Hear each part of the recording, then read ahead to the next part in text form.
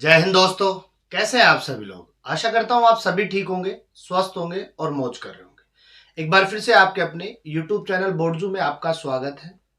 एक बार फिर से हम अपने टॉपिक को आगे बढ़ाते हैं। प्लेसेंटेशन की बात चल रही थी, प्लेसेंटा के निर्माण की बात चल रही थी और आज हम बात करेंगे क्लासिफिकेशन ऑफ प्लेसेंटा की, प्लेसेंटा का वर्गीकरण। तो प्लेसेंटा के वर्गीकरण की बात करें तो प्लेसेंटा को 4 भागों में हम डिवाइड कर सकते हैं और इस वर्गीकरण के आधार पर पहला पॉइंट अपन उठाते हैं घनिष्ठता के आधार पर। Placenta on the basis of intimacy, अर्थात घनिष्ठता की बात करें तो कितना घनिष्ठ संबंध पाया जाता है, उस आधार पर हम बात करेंगे। अब घनिष्ठ संबंध किन किन के बीच में बात करेंगे, या तो हम किसके बीच में बात करेंगे, मदर के बीच में बात करेंगे, या हम किसके बीच में बात करेंगे, एम्ब्रियो के बीच में।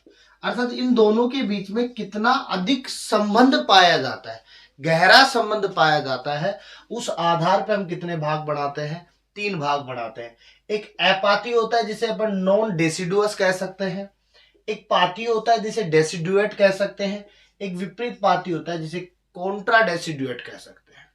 तो समझिएगा, देखो ये मदर और एम्ब्रियो फॉर्म है, अर्थात इन दोनों के बीच में कितना अधिक संबंध है, ये इन तीनों के द्वारा हम क्या करते हैं, निर्धारित करते हैं। तो देखो एपाती की बात करें तो हम सीधा सा कह सकते हैं मदर और एम्ब्रियो के बीच में इतना अधिक घनिष्ठ संबंध नहीं पाया जाता है, अर्थात वहां पर जो माइक्रोविलाई होते हैं या रसांकुर जो होते हैं वो अधिक गहराई में धसे हुए नहीं होते हैं। अब अधिक गहराई में धसे हुए नहीं है तो जब भ्रूण को बाहर निकाला जाता है तो रसांकुर किसी चीज को हानि नहीं पहुंचाएंगे, या हम कहें उत्कों को हानि नहीं पहुंचाएंगे। और उत्कों को हानि नहीं पहुंचाते हैं तो यहां पर रक्त स्राव की क्रिया भी नहीं होती है, रक्त स्राव की क्रिया नहीं होगी। क्यों? क्योंकि उत्तकों की हानि नहीं हुई, ना रसांकुर बाहर आ रहे हैं, तो इसलिए हम कह सकते हैं यहां पर रक्त स्राव की क्रिया नहीं होती है। उदाहरण के तौर पे आप यहां पे गाय की बात कर सकते हो, भैंस की बात कर सकते हो कि इनके अंदर रक्त स्राव की क्रिया नहीं होती है। कब नहीं होती है? जब पैचुरेशन प्रोसेस होता है या प्रसव प्रोसेस होता है। ये तो बात किसकी हो गई, एपाती की। अगर हम पाती की बात करें तो हम कह सकते हैं मदर और एम्ब्रियो के बीच में अधिक घनिष्ठ संबंध पाया जाता है। क्यों? क्योंकि रसांकुर जो है, माइक्रोविलाई जो है, वो अधिक गहराई तक धसे होते हैं और इस अधिक गहराई में धसे होने के कारण जब प्रसव की प्रक्रिया होती है तो यहां पर किसका स्राव होता है, रक्त स्राव होता है, रक्त बाहर निकलता है, ब्लीडिंग के रूप में बाहर आ जाता है। अर्थात जब बच्चे को बाहर निकालोगे तो कई प्रकार के उत्कों की क्या होती है, हानि होती है, जिससे रक्त स्राव प्रोसेस होता है। उदाहरण बेटा मनुष्य मान लो, समझिए बात को। वहीं विपरीत पाती की बात करें तो इनमें मदर और एम्ब्रियो के बीच में बहुत अधिक संबंध पाया जाता है। किसकी तुलना में? पाती की तुलना में। अब ज्यादा संबंध है तो सीधी सी बात है माइक्रोविलाई बहुत अधिक तक धसा होगा, और बहुत अधिक तक धसा होगा तो प्रसव क्रिया में ब्लीडिंग होनी चाहिए, लेकिन ऐसा नहीं होता है। क्यों? क्योंकि अगर यहां से भ्रूण को बाहर निकालते हैं तो रसांकुर जो होते हैं उत्कों को तोड़ते हुए बाहर आते हैं, इसलिए वहां इन रसांकुरों को माता के द्वारा ही क्या कर लिया जाता है, सोख लिया जाता है या ऑब्जर्व कर लिया जाता है। इसलिए विपरीत पाती में हम किसका नाम ले सकते हैं, टालपा का नाम ले सकते हैं।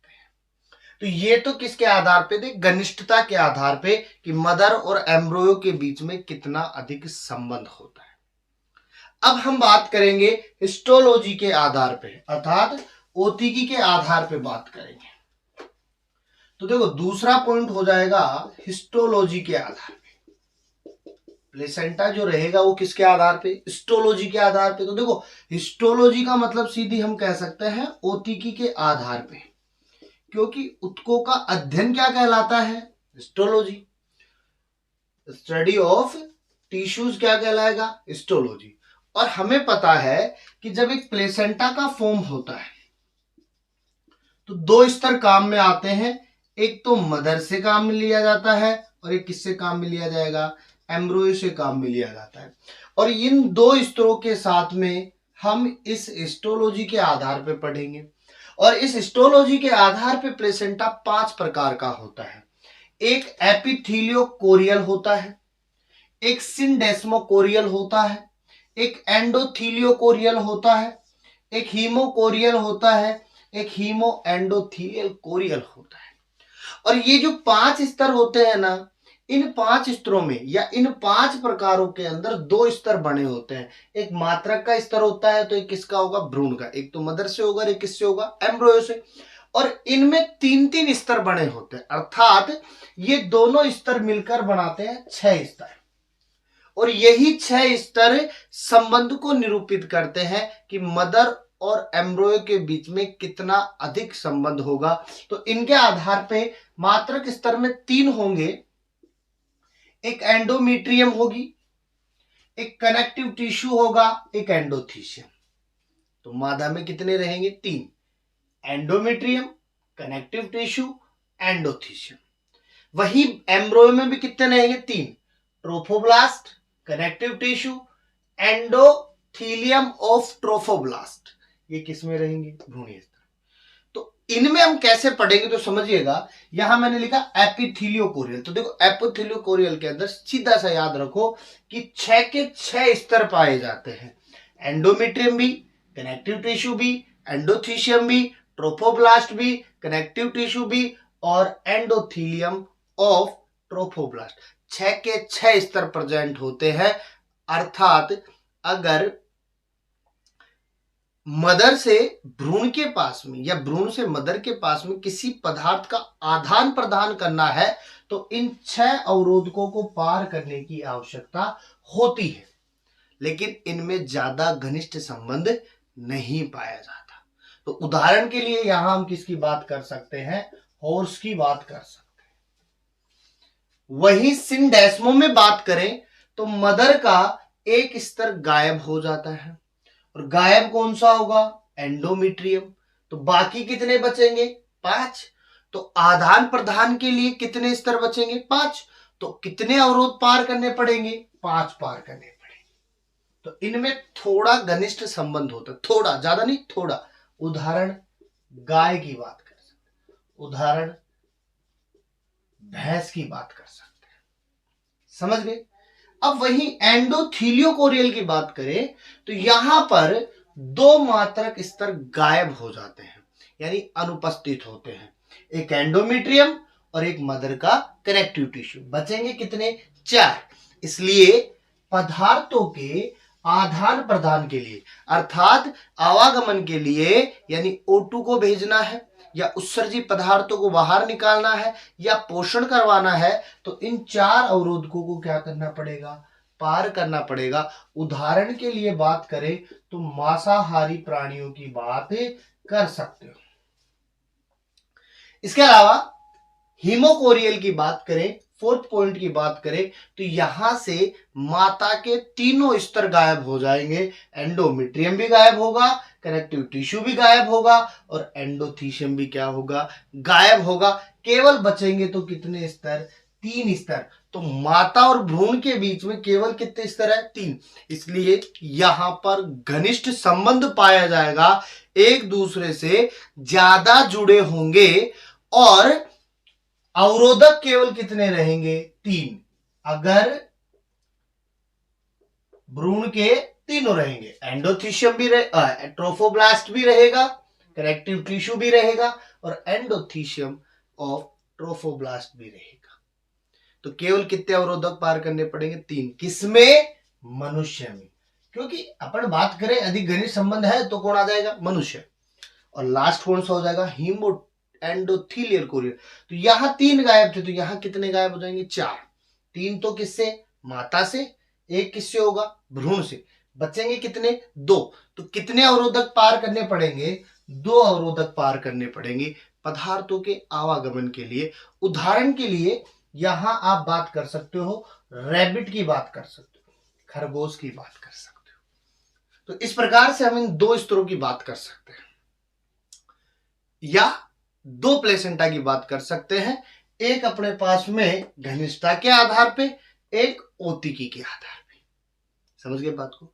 और देखो एसआई भर्ती परीक्षा जो बहुत कुछ सामने लेकर आ रही है, जो राजस्थान में 2021 की भर्ती थी वो लीक होने के कगार पे बैठी हुई है, तो उस पे एक बात याद आती है कि पुराने जमाने में इतने लव लेटर लीक नहीं हुए लोगों के जितने इस डिजिटल जमाने में पेपर लीक हो रहे हैं। क्योंकि आजकल जितनी भी भर्तियां देखो आप, चाहे महिला सुपरवाइजर की देखो, चाहे लैब असिस्टेंट की देखो, चाहे पटवार परीक्षा की देखो, लगभग के अंतर्गत लीक ही शब्द सुनाई देने को मिलता है। तो इस पे सीधी बात है, पुराने समय के लव लेटरों की बात कर लो, लीक कभी नहीं हुए, और इस बार के पेपर जो है वो बड़े लीक हो रहे हैं।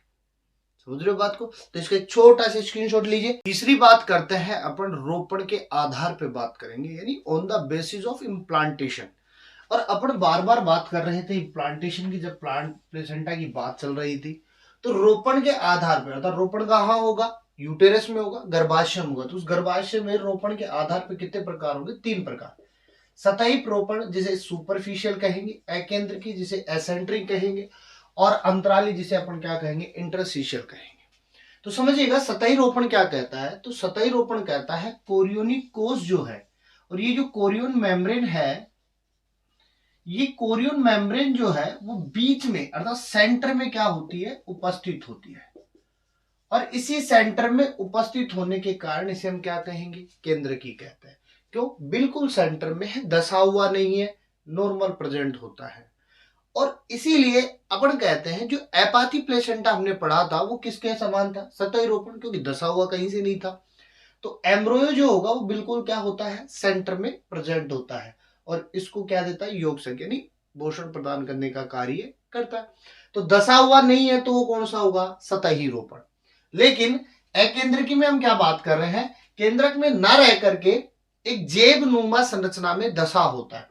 और देखो ऊपर से नीचे से आप देखोगे यहाँ ऊपर स्ट्रक्चर्स आ गई, यहाँ पे नीचे की ओर थोड़ा सा क्या है?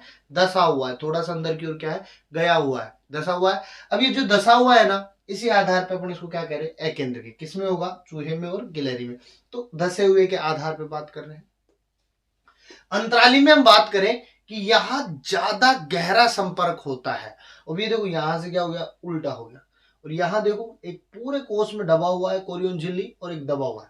तो ये क्या होता है? बहुत अधिक गहरा संबंध स्थापित कर रहा है। इसलिए हम इसको किस में देखते हैं? मनुष्य में देखते हैं। अब मनुष्य में है तो इस अंतराली को हम किस में देख सकते हैं? पाती प्लेसेंटा में देख सकते हैं। समझ रहे हो बात? तो अगर भ्रूण जो है या कोरियन झिल्लियां जो है वो आपस में धसी हुई है तो वो किसमें है? अंतराली में है। अगर धसी हुई नहीं है तो वो सतही में है, और थोड़ी धसी हुई है तो वो किसमें है? अकेंद्रकी में। अब आप सोच रहे होंगे कोरियन क्या है, योगसय क्या है? तो ये होती है अपने पास में E have, extra embryonic membrane, अतिरिक्त भ्रूणीय झिल्लियां। समझिए बात को। इनका हम अलग से टॉपिक बनाएंगे, एक अलग से वीडियो बनाएंगे जिसमें हम समझेंगे कि अतिरिक्त भ्रूणीय झिल्लियां कितनी होती है। तो अतिरिक्त भ्रूणीय 4 होती है, कोरियन, एलेंटोइस, एमनियन, योगसाय। इन चारों की बात हम एक अलग से टॉपिक, अलग से वीडियो बनाएंगे, तब बात करेंगे। इतना समझो भी आप यहाँ पे सतही रोपण के अंतर्गत भ्रूण दसा हुआ नहीं होता है, अकेंद्रिकी के अंदर थोड़ा दसा हुआ होता है, जेब समान होता है, अंतराली के अंतर्गत बहुत अधिक अंदर की ओर क्या होता है? दशा होता है। तो रोपण के आधार पर कितने प्रकार? 3 प्रकार। छोटा सा स्क्रीनशॉट लीजिएगा इसका। की बात करते हैं, और नंबर 4 जो रहेगा वो विलाई के आधार पे होगा, माइक्रो विलाई या रसांकुरों के आधार पे हम बात करेंगे। तो जो रसांकुर होंगे उनके लिए अगर हम बात करें तो इसमें भी हम 4 प्रकार देखेंगे। देखो एक डिफ्यूज होता है, एक कोटी लेडोनरी होता है, एक डिस्कोइड होता है, एक क्या होता है? जोनरी होता है। इन चारों की हम बात करें उससे पहले हमने 2 ईएम की बात करें। एक होता है एलेंटोइस और दूसरा है कोरियन। और याद करो जब हम प्लेसेंटा बता रहे थे 2 प्रकार बताए थे, कोरियो विटेलाइन बताया था, कोरियो एलेंटोइक बताया था। और कोरियन और एलेंटोइस मिलकर के जो बना रही थी वो कौन था? वास्तविक प्लेसेंटा। तो इन चारों में भी किसका हाथ है? इन दोनों का हाथ है। तो हम कह सकते हैं अगर एलेंटोइस और कोरियन समान रूप से वितरित है, समान रूप से बटी हुई है, तो वो क्या है? डिफ्यूज। एग्जाम्पल सुअर। अगर समान बटी हुई है तो कौन सा होगा? डिफ्यूज। क्या कह देंगे? सुअर।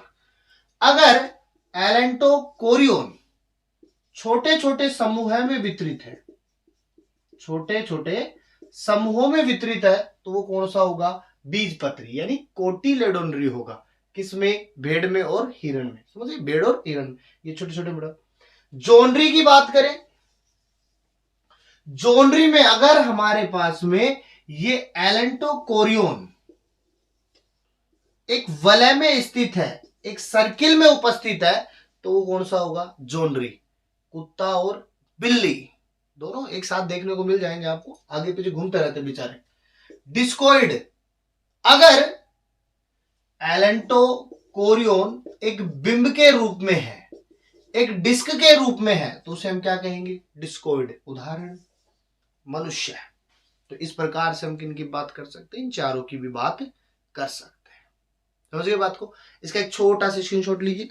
के अंतिम प्रारूप पर चलते हैं और अब हम बात करेंगे फिजियोलॉजी ऑफ प्लेसेंटा। प्लेसेंटा की कार्यकी की बात करेंगे। तो देखो, एक चीज साफ है कि प्लेसेंटा का मेन कार्यकी जो है वो पदार्थों का आदान प्रदान करना है। अब उनमें ऑक्सीजन भी है, CO2 भी है, एक्सक्रेट प्रोडक्ट भी है, कार्बनिक आयन भी है, अकार्बनिक आयन भी है। अर्थात इन सभी पदार्थों का आदान प्रदान करने का काम किसका है? प्लेसेंटा का। प्लेसेंटा पोषण का भी आदान प्रदान कर रही है। कुछ पोषक पदार्थ छोटे होते हैं, कुछ पोषक पदार्थ जटिल होते हैं। जैसे कार्बोहाइड्रेट में बात करें मोनोसैकेराइड की, अब ये जो मोनोसैकेराइड है ये क्या है? सरल है। लेकिन अगर मैं बात करूं प्रोटीन की, ये क्या है? जटिल। अब जटिल को तो ले जा नहीं सकता, छोटा सा ही तो भाग है, तो इसको क्या करेगा? सरल में तोड़ेगा। अब सरल में तोड़ेगा तो किसमें बदलेगा भाई? अमीनो में। किसमें बदलेगा? अमीनो एसिड में। अब ये किसको लेके जाएगा? Amino acid. इसी प्रकार प्रोटीन और लिपिड, इनको क्या करता है? तोड़ता है, सरल में बदलता है, फिर इसको अंदर ले जाता है, फिर क्या करता है? जटिल बना लेता है। पोषण के लिए चाहिए, एनर्जी के लिए चाहिए। समझ गए बात को। और इसके अलावा यहां पर मेन होता है प्रोटेक्शन के लिए एक बहुत इंपॉर्टेंट प्रोटीन प्रेजेंट होती है, जो यहां पे क्या प्रेजेंट करती है? इम्यूनिटी पावर प्रेजेंट करती है। इम्यूनिटी का मतलब सीधी सी बात है, रोगों से सुरक्षा दिलाती है। अब रोगों से सुरक्षा दिलाने के लिए क्या चाहिए? एंटीबॉडी, जो कहां प्रेजेंट है? इम्यूनिटी के अंदर। और ये जो एंटीबॉडीज होती है, ये भ्रूण को क्या रखती है? सुरक्षा का। अब ये एंटीबॉडी भ्रूण को क्या देगी? सुरक्षा। तो मैंने यहां पे कुछ पोर्शंस लिखे हैं। प्लेसेंटा को पार करने वाली एंटीबॉडी, सबसे कम अणुभार वाली एंटीबॉडी, प्रतिरक्षा तंत्र में स्वाधिक मात्रा में उपस्थित एंटीबॉडी, एंटीजन के खिलाफ पहले एक्टिव होने वाली एंटीबॉडी, कोलेस्ट्रॉल में सर्वाधिक मात्रा में उपस्थित एंटीबॉडी, सबसे अधिक अणुभार वाली एंटीबॉडी, प्लेसेंटा के भीतर उपस्थित एंटीबॉडी, और एलर्जी की अवस्था में स्रावित होने वाली एंटीबॉडी। और ये 8 क्वेश्चन बहुत इंपॉर्टेंट होता है for competition exam, for theoretical exam, दोनों के लिए बहुत ज्यादा इंपॉर्टेंट है। तो समझिएगा, पहला मैंने क्या लिखा? प्लेसेंटा को पार करने वाली एंटीबॉडी। और प्लेसेंटा को कौन पार करेगा? जो सबसे हल्की होगी, जो सबसे कम अणुभार वाली होगी, क्योंकि ज्यादा वेट रखोगे तो कैसे लेके जाएगा? इसलिए सबसे हल्का मेटेरियल क्या होगा? जल्दी जाएगा। इसलिए प्लेसेंटा को पार करने वाली जो एंटीबॉडी होगी वो IgG होगी, इम्यूनोग्लोबुलिन गामा या गामा इम्यूनोग्लोबुलिन, IgG। दूसरा, सबसे कम अणुभार वाली एंटीबॉडी अगर पार कर रही है तो कमी तो होगी, इसलिए यहां भी हम क्या लिखेंगे? IgG लिखेंगे। दूसरा, प्रतिरक्षा तंत्र में सर्वाधिक मात्रा में उपस्थित एंटीबॉडी, अर्थात जो सबसे पहले एक्टिव होगी, जो सबसे पहले रोगों से लड़ेगी, वो कौन रहेगी? IgG। अब जो सबसे ज्यादा है वो सबसे पहले काम करेगी, इसलिए एंटीजन के खिलाफ सबसे पहले एक्टिव एंटीबॉडी क्या है? IgG। अब बात करें कोलेस्ट्रॉल क्या होता है? जो मदर का या माता का जो सबसे पहले जो दूध सैक्रेट होता है, मिल्क सैक्रेट होता है, वही क्या होता है? कोलेस्ट्रॉल होता है, जिसे सामान्य भाषा में खींच कहते हैं। और इस खींच के अंदर कौन सी एंटीबॉडी प्रेजेंट है? IgA। कौन सी प्रेजेंट है? IgA। समझ गए बात को। अगर IgA ऑप्शन में नहीं है तो IgG चुनो। IgA ऑप्शन में नहीं होगा तो क्या लेंगे? IgG। उसी प्रकार सबसे अधिक अणुभार वाली, सबसे ज्यादा वेट वाली, वो कौन है? IgM, Meta immunoglobulin. अब अधिक अणुभार वाली है तो प्लेसेंटा को तो पार नहीं कर सकती। और प्लेसेंटा को पार नहीं कर सकती तो सीधी सी बात है भिजवाएगी किसके माध्यम से? तो कौन है मिडवेटर के रूप में? आईजीजी, जो पार कर सकता है आसानी से। समझ गए? प्लेसेंटा के भीतर उपस्थित एंटीबॉडी, प्लेसेंटा के भीतर भी कौन सी रहेगी? आईजीएम।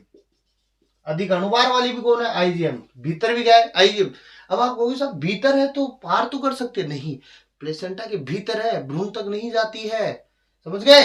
एलर्जी की अवस्था में स्रावित होने वाली एंटीबॉडी आईजीई कौन सी रहेगी? आईजीई। समझ गए बात को? ये हो गया। और इसके बाद में अंतिम बात करते हैं फंक्शंस ऑफ प्लेसेंटा। अब ये जो फंक्शन है ना, इन फंक्शंस को आप सिंपल सा समझो, एन के रूप में, पी के रूप में, आर के रूप में, और यहां पे ई के रूप में, और एच के रूप में। N P R E H. N मतलब न्यूट्रिशन, पी मतलब प्रोटेक्शन, आर मतलब रेस्पायरेशन, ई मतलब एक्सक्रेशन, और एच मतलब हार्मोन सेक्रेशन के संबंध। तो ये 5 काम होते हैं। न्यूट्रिशन का होता है, प्रोटेक्शन का होता है, आर का रेस्पायरेशन का होता है, ई का एक्सक्रेशन का होता है, और एच का हार्मोन सेक्रेशन का होता है। तो प्लेसेंटा कितने काम करेगा? 5 काम करेगा। समझ गए बात को? यहां अपना प्रेजेंटेशन ऑफ होता है। इसका एक छोटा सा स्क्रीनशॉट लीजिए, आगे बात करेंगे।